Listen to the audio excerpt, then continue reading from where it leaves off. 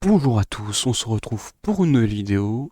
Cette fois on change un peu avec les crânes, on va aller un peu plus sur des plants plantes, sur de l'herbe. Comment une plante utilise le sol pour se nourrir? Vous savez tous qu'une plante ça a des racines, et on va voir comment ça marche. Pourquoi c'est fait de cette sorte, pourquoi on a une forme arborescente au niveau des racines. Qu'est-ce qui est intéressant dans le sol? Tout d'abord, le sol c'est un milieu riche en ressources. La plante elle a besoin des ressources du sol. Vous savez qu'elle va utiliser déjà des ressources via la photosynthèse, on va utiliser la lumière pour produire ses propres ressources, comme des oses, mais elle a besoin d'autres ressources. C'est comme nous, on n'a pas besoin uniquement de sucre pour vivre, sinon on va avoir des problèmes.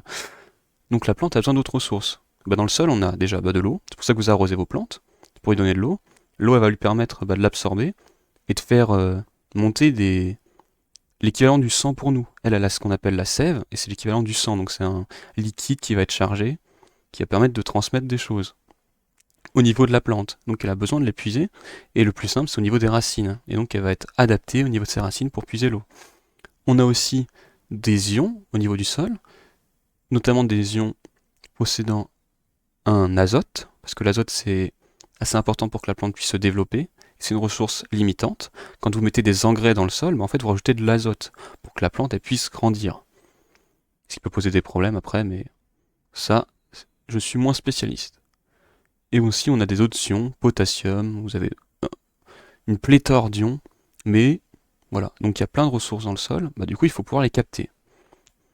Mais déjà pour les capter, faut bien y aller dans le sol.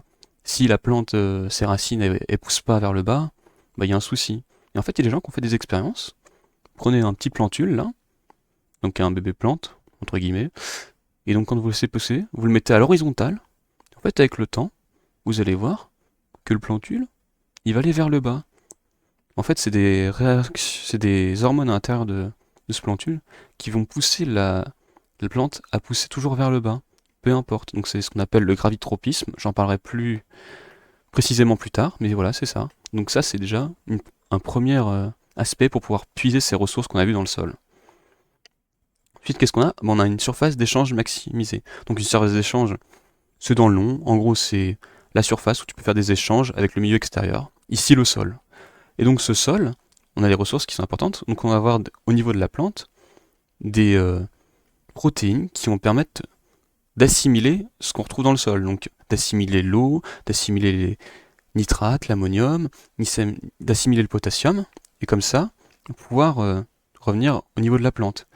Et pourquoi on dit maximiser? C'est parce qu'on a plein de petits d'arborescentes là. Donc ça augmente la surface énormément. C'est pas comme si on avait une seule racine principale qui serait au milieu. On a plein de racines qui se séparent, et donc ça va permettre de puiser un maximum de ressources au niveau du sol. Donc ça c'est vraiment important pour que la plante elle puisse grandir. Enfin, il y a des fois où le sol il va être limité. Comme j'ai parlé de ces ions nitrates, des fois il n'y en a pas assez des ions nitrates. Et donc certaines plantes, on va parler des fabacées, donc des exemples de fabacées, il y a les haricots, les trèfles par exemple, et ces plantes-là, elles vont utiliser en fait être en symbiose. Donc c'est un peu comme les bactéries, elles sont en symbiose, les vaches pardon, elles sont en symbiose avec les bactéries dans leur estomac. Et ici on va avoir une symbiose entre la fabacée et une bactérie qu'on va appeler rhizobium. Cette bactérie va faire des nodosités au niveau de la plante. Ces nodosités vont être capables de capter l'azote, le diazote présent dans le sol. Donc le diazote c'est une molécule qui est de gaz, donc qui est extrêmement présent dans l'air. 80% de l'air c'est du diazote environ. À 2-3% près, ça doit être ça. Et donc le diazote, c'est que nos osiers sont capables de capter le diazote et le transformer pour que la plante après elle puisse l'utiliser en NH4+. Et donc après, la plante elle peut utiliser plus d'ammonium, même s'il est limitant dans le sol, et donc elle peut ainsi améliorer sa croissance et croître plus par rapport aux autres plantes, ce qui fait d'elle une meilleure compétitrice. Voilà, c'était ma petite vidéo sur comment les plantes se nourrissent dans le sol, avec à la fin un exemple sur la fabacée. Je vous dis à bientôt.